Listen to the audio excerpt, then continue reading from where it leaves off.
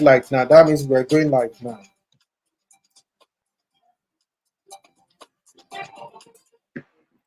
Hi everyone, welcome to another session of the G9ija NewsScope. Today with me, I have a special co-host. I won't say he's a guest because she's going to be a regular on this program.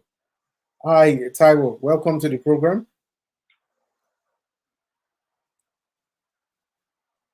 Hello. Hello. Lola, can you hear me? Can you hear me now? Okay, so I think we're having a bit of network problem. So tonight we go about 6 special programs that we are actually going to be pointing out. So we have some about events that we will talk about today. So the first one is about the Nigerian Army officers allegedly attacking officers of the Lagos State Environmental Sanitation Corps in Lagos. So let me just share this one out very quickly so we can have a look at that. This is one of those things that sometimes that you do get that creates, we talk about the rule of law. And unfortunately, some people basically don't really pay much attention to that. So I've got this gentleman here who happens to be a member of the Lagos State Environmental Sanitation. You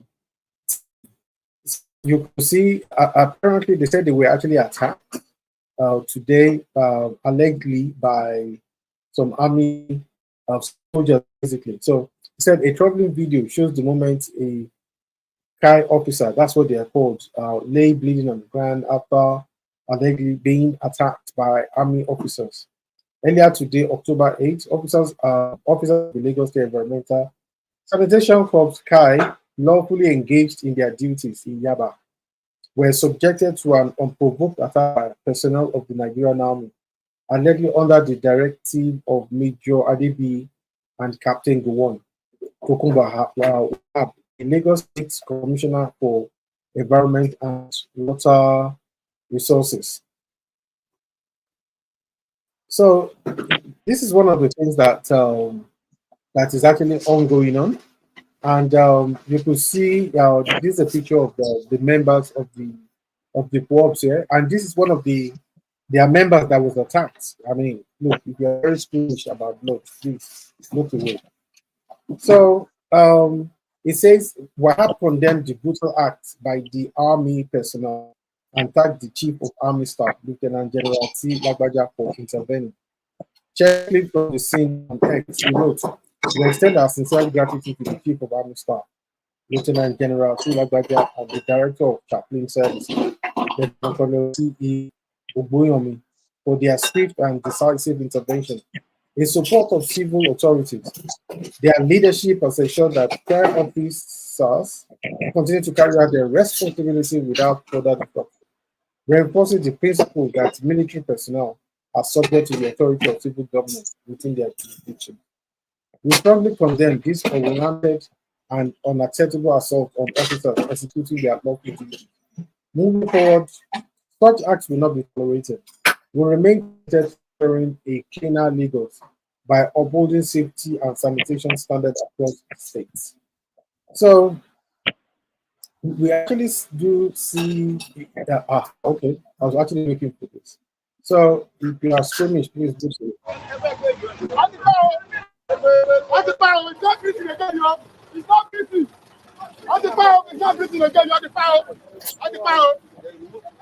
If this guy is actually as he's lying down there, he will not be trying to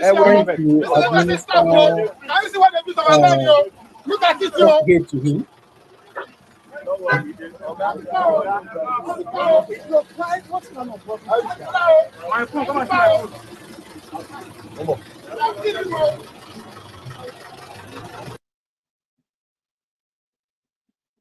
Yeah. Hello, Lola. Can you hear me?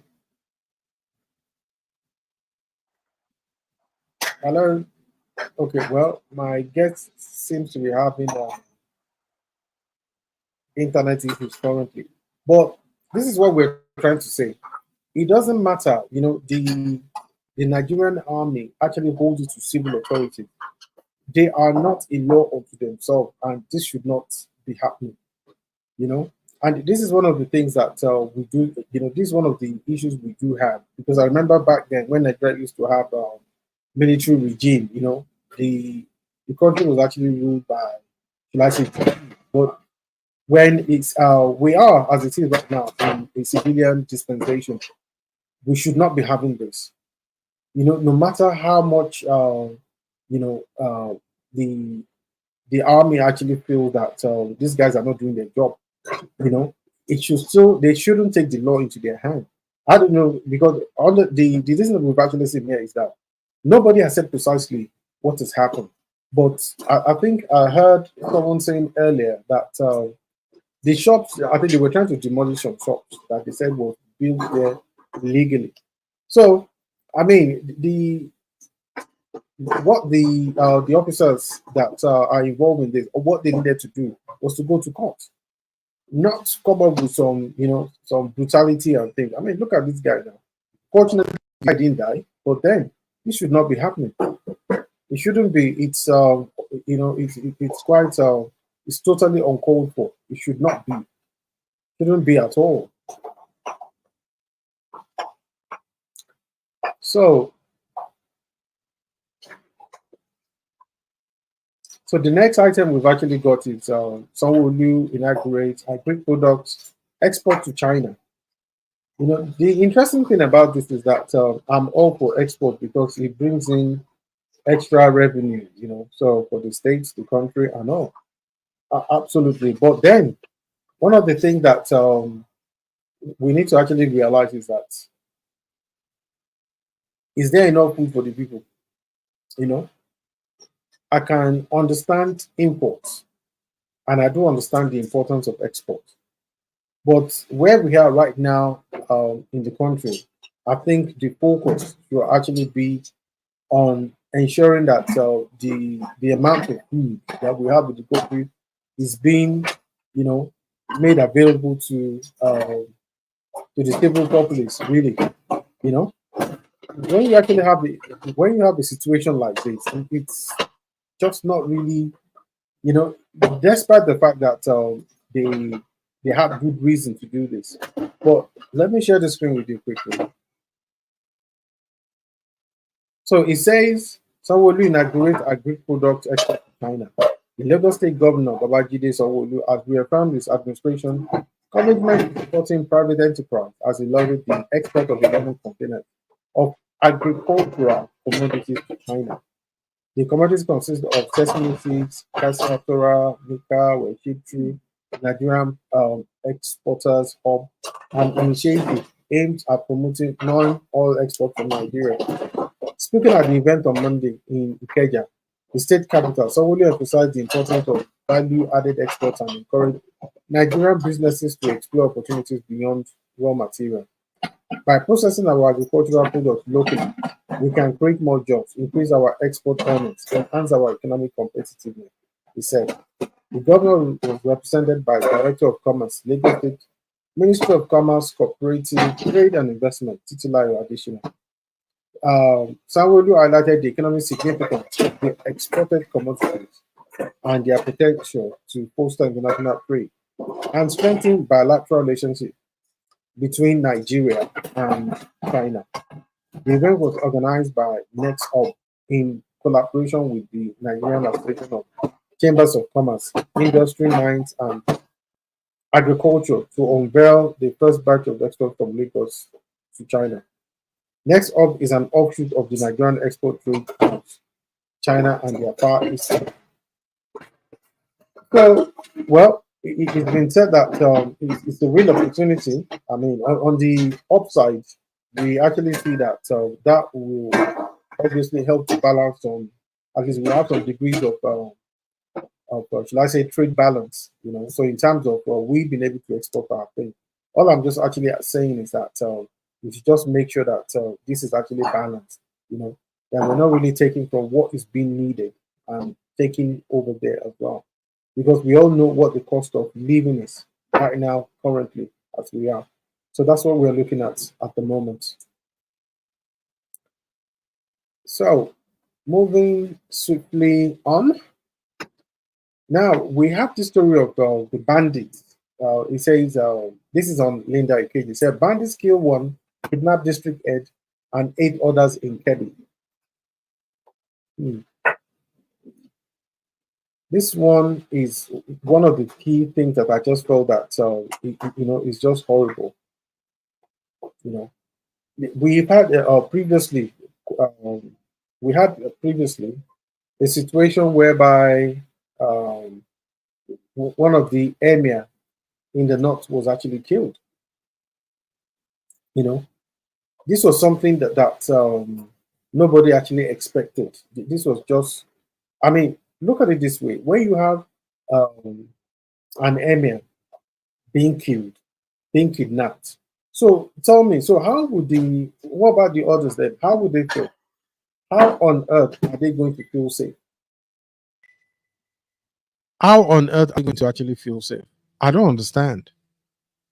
You know, and this is one of the things that a lot of people are asking. That's the question. I think the federal government need to really intervene in this. Actually ensure a safe return. Let me actually share the screen here.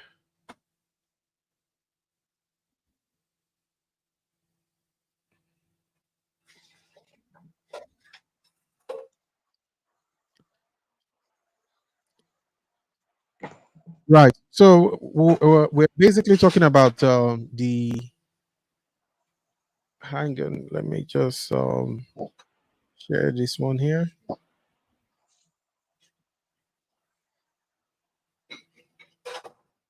Right.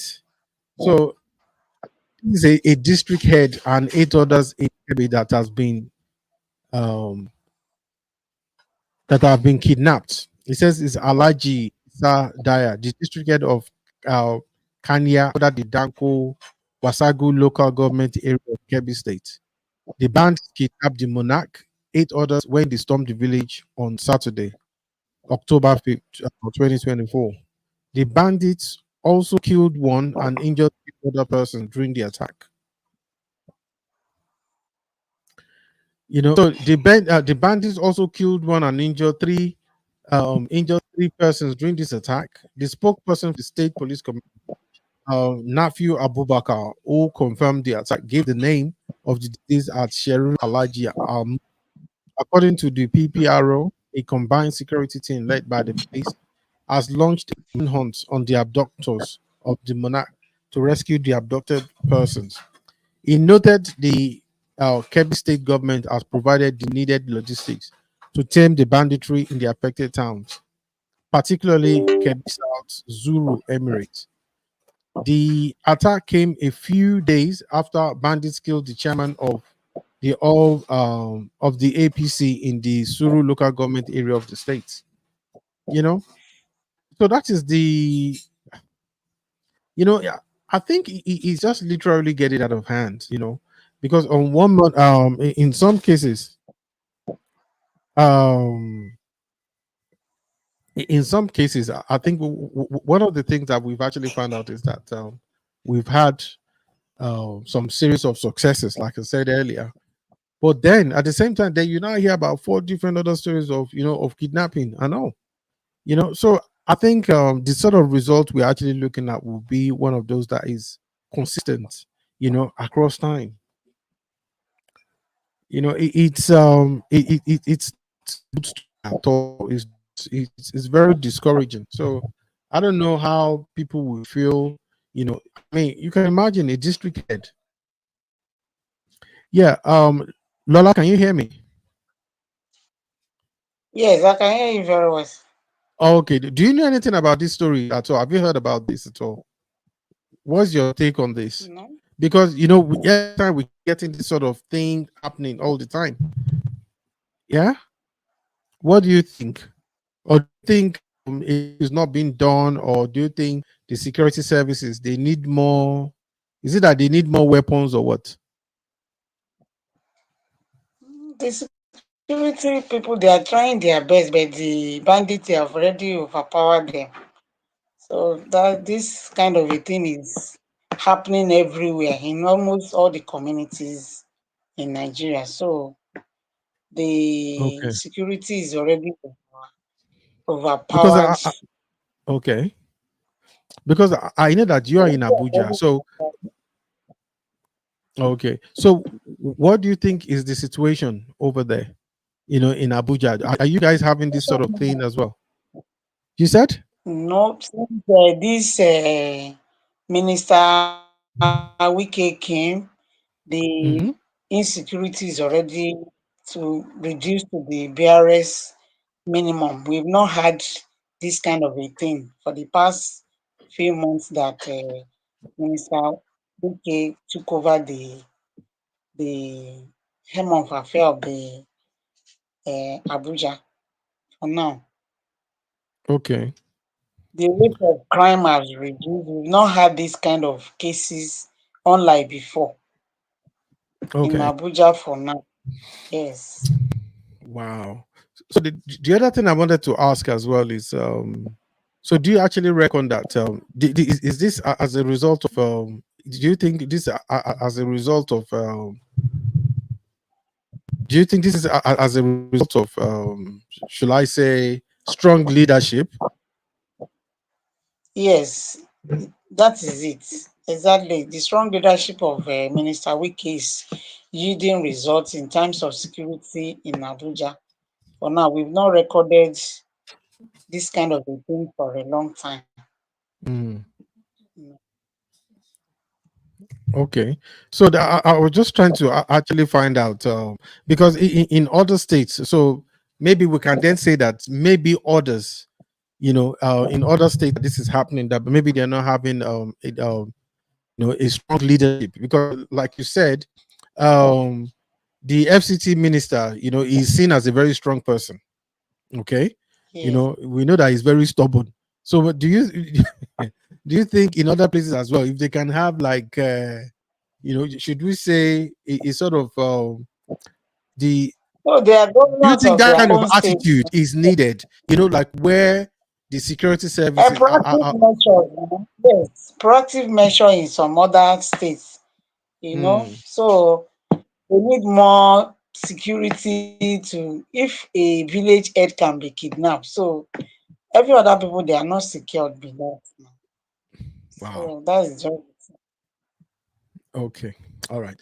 Okay. So let's move swiftly on. I think we have there's another storyline that we've got here. So the next storyline that we've got, in fact, you see, this is another one. Let me just share this very quickly. This is now in Borno. Do you think this? Why is it? I mean, a lot of this. I know it's happening everywhere in the country, but why do you think this is more common? It seems to be in the north, because this next story, as you can see, it says Boko Haram kills village head, soldiers and civilian task force chairman in Borno.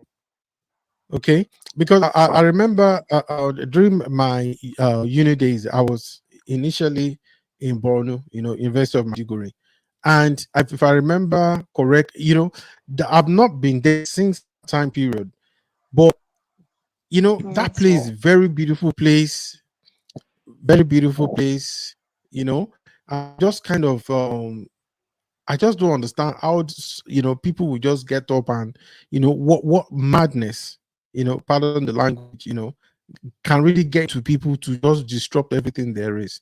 Because it says there, it said at least 5 persons, including soldiers and a village head, were reportedly killed when Boko Haram fighters ambushed a military convoy in Mati local government area of Borno State. According to Daily Trust, the ambush occurred near New Mati on Monday night, October 7, 2024, with an unspecified number of people wounded in the attack. A civilian source um, said the overall chairman of a civilian task force in Mati was among the victims. 5 people, including my Musinima, the village head, my Baba Shehu, my Musinima, 2 soldiers, the overall chairman of CG, I think it's called CJTF, in Mati local government area, and two others lost their lives to the incident. The source said those who were critically injured were said to have been taken to Maiduguri for medical treatment, while others were with minor injuries were in Mate. Thank God. Let me just.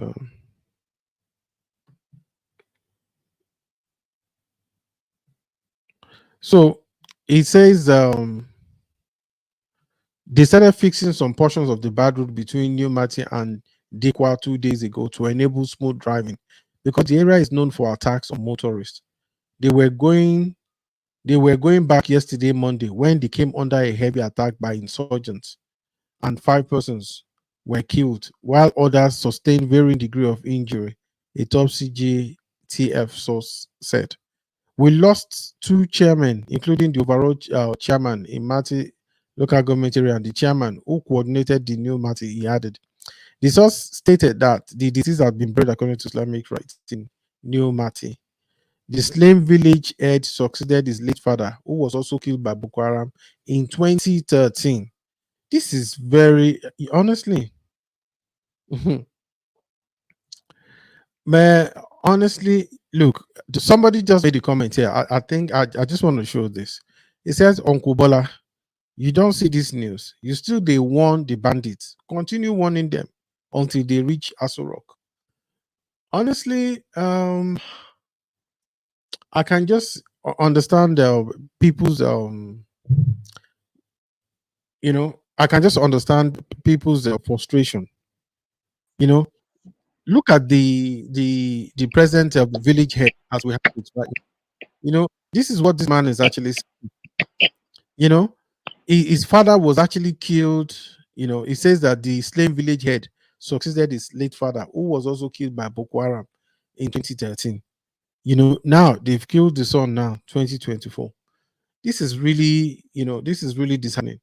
Like I showed to you guys earlier, look at one of the comments made by um, one of the netizen as well. Says, Uncle Bola, you don't see this news. You still they warn the bandits. Continue warning them until they reach Aso Rock. I think honestly, why didn't they just declare a state of emergency along the northern borders or across the towns in those areas? Because I think they need to be able to secure the border in north. I mean, this is so sad. Look at this. Recently, I understand, took over from his father, and now they've killed him as well. So I don't know what sort of concerted effort is being made, but whatever is being done is obviously not working. It's not working at all. Really not working. So what we've got now, it's I think, yeah. Now we're back. We're going to Lagos now. So this is back to the southwest. We know that Lagos State is obviously by the by the coast of the Atlantic Ocean, and what really surprises me is that we do have any form of mishap, because I just think with the sort of experience that we actually have, policies that are being implemented, and all that, we should not be having commercial boats colliding in Lagos. But that's exactly what's happened. This story says many fear dead as commercial boats collide in Lagos. So this sort of you now be wondering, how on earth did this even happen?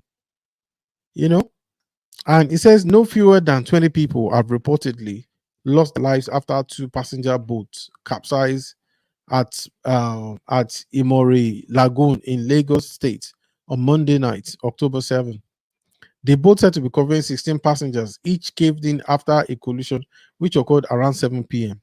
It was, however, unclear where the boats loaded and where they were headed at the time of the accident.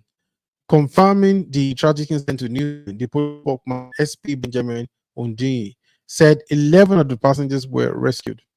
He said the boats were unregistered. Wow, can you see that? You know, it's one of the reasons why we say that. Look, even though you put when I use the word that uh, the issue that we have in Nigeria is the actual root itself is our attitude, our natural psyche.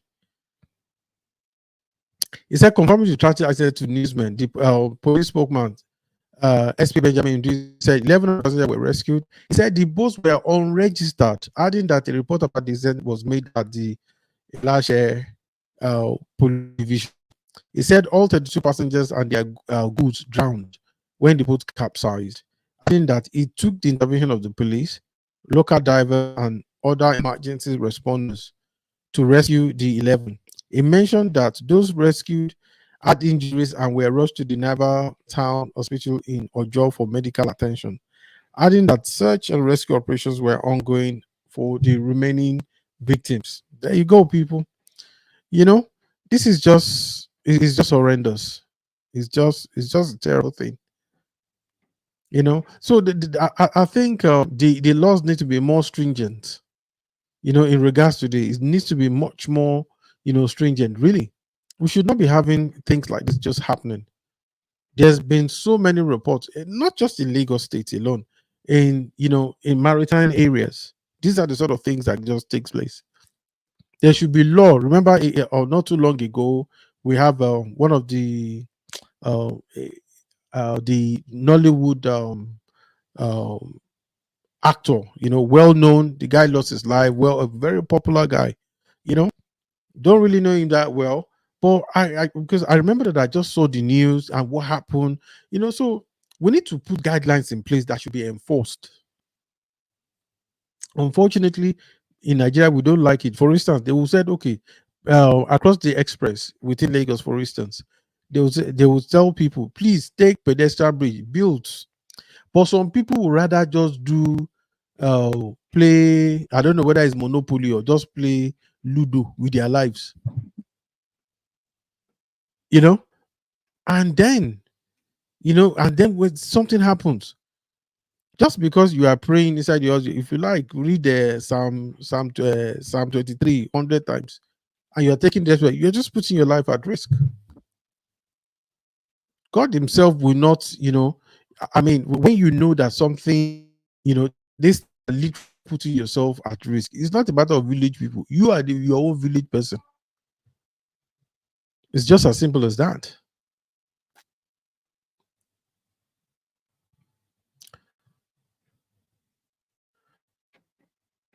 So I think I've got two more. So we're really doing good for time. Now, this is another one here, although a different thing entirely. This is about Nigerians in Lebanon.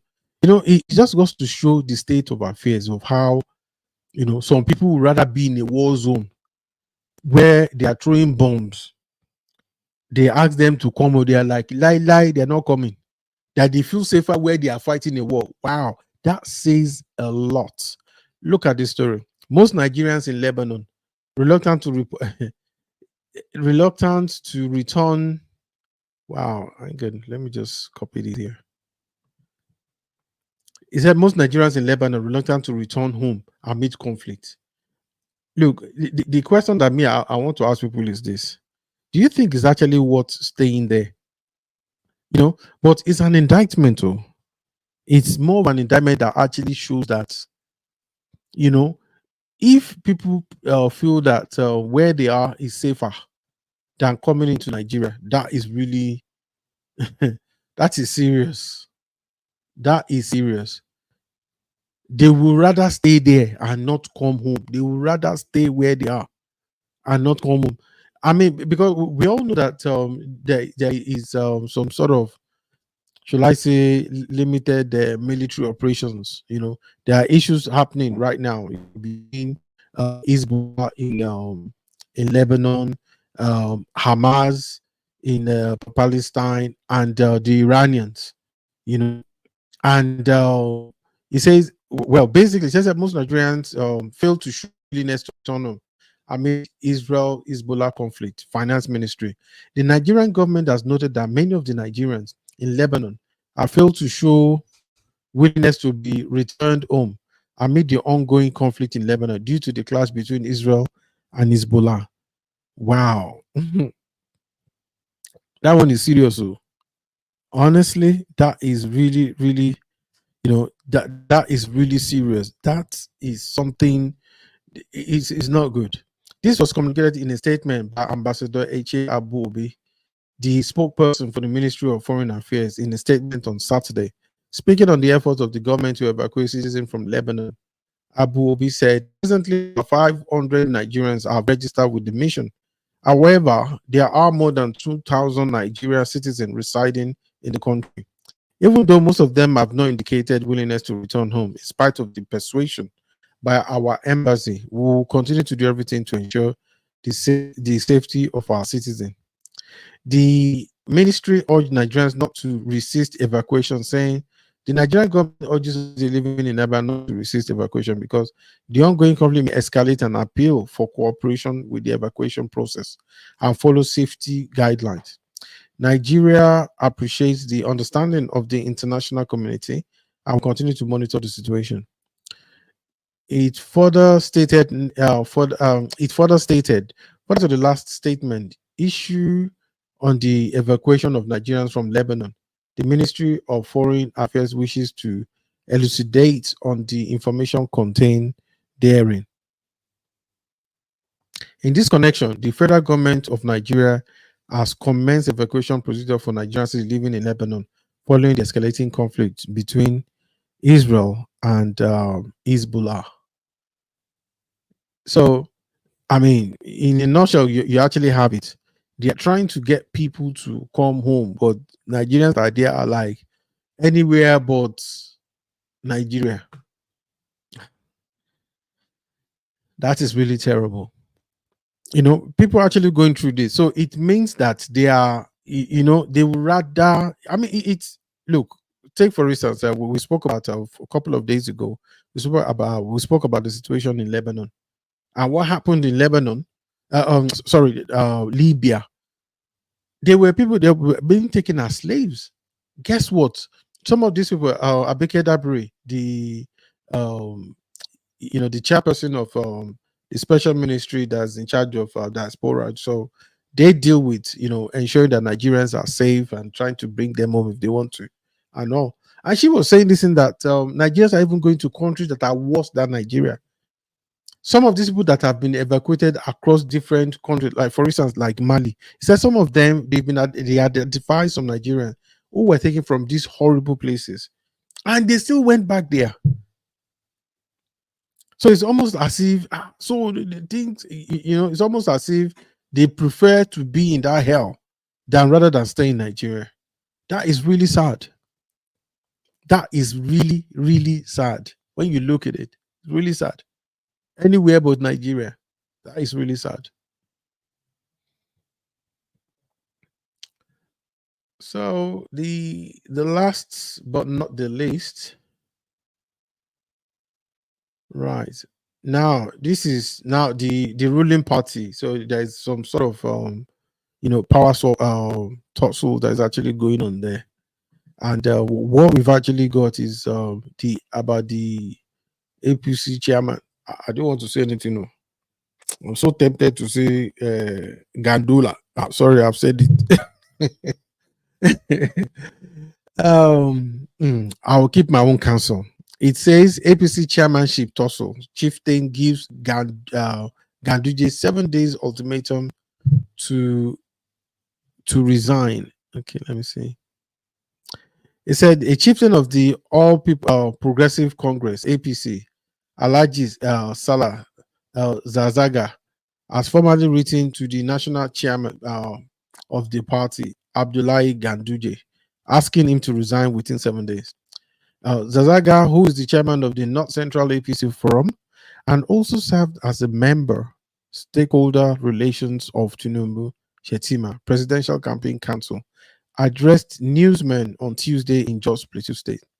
He explained that the letter explicitly outlined the reason as he is asking Ganduje to resign, and that the 7 days ultimatum expired next week, Monday, upon which he will take legal action if necessary. It revealed that at the national convention of the party held on the 26th March 2022, the national chairmanship of the party was zoned to the North Central geopolitical zone, whereas Ganduje is from the Northwest region. Well, some of these people, they don't follow rules now. So the rules are made for, you know, people who are not special. The special ones, even Nigeria is the only place that where you will see somebody, that actually comes into one of the House of Legislation. Do the math yourself. I'm not mentioning anybody's name. Where some people can actually come into the house and not, their name is not there, they were not voted for, and they are there. How does that work? And we talk about democracy, we talk about rules of law. What kind of rules of law are we talking about? The party chieftain pointed out that Ganduje occupation of the position is in violation of the Article 31.5 and of the APC Constitution 2022 as amended, and also contrary to the ratified zoning arrangement of the party, which zoned the national chairmanship position to the North Central, particularly to Nasarawa State. He said the letter will be on record that he has applied diverse means to resolve the matter amicably, and I use several internal crisis resolving mechanisms, communications, but Ganduje is hell bent on occupying the position which is constitutionally for the North Central. The letter read, "I am a member and still of the of the APC, um, thereafter referred to as the party. I've been registered since 2016. Being an active and committed member of our great party, I was appointed and served as Minister, Stakeholder Relations, Tinubu Shetima Presidential Campaign Council on the 11th day of December 2022, which function I earnestly performed according to the election of the President of the Federal Republic of Nigeria, His Excellency Alhaji Bola Ahmed Tinubu, GCFR, and his Vice President. Please recall that the following, look, I'm not going to read all that letter, So this thing, I mean, basically all they're saying is that Ganduje, in short, is not supposed to be there. It does not come to the zone that has been that the chairmanship has been, that has been assigned to. So he's been seen as an usurper at this present time. So it's it is interesting. Like I said earlier, when we do not follow the rule of law, look, APC has their own constitution, and it says it is being, this thing, the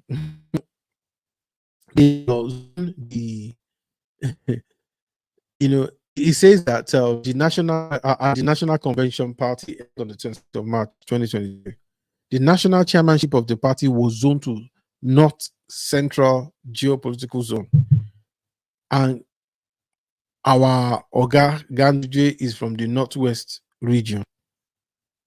But is he following the rules? Nope, doesn't happen. He doesn't. The law does not. It does not relate to him. As far as concerned, is a special breed. So don't be surprised. When somebody breaks the law, do not follow. Late constitution, even whether you've got policies and standards that have been put in place, they're not interested. They are special. They will sit down bluntly. Anyway, so what does that tell you? How do you think that will translate into governance? Is there any support where we are? Anyway, I just want to thank everyone. Thank you all for being here today. Unfortunately, my co-host Lola, she can't be here. She was here, but she's actually having issues with the internet. So I think we're looking to see whether she'll be here maybe tomorrow or some other time during the week until we could resolve the technical issues. So from me, Olatunde, and for all of us at G9ijaTV NewsScope, thank you very much. Good night and God bless. Thank you. Good night.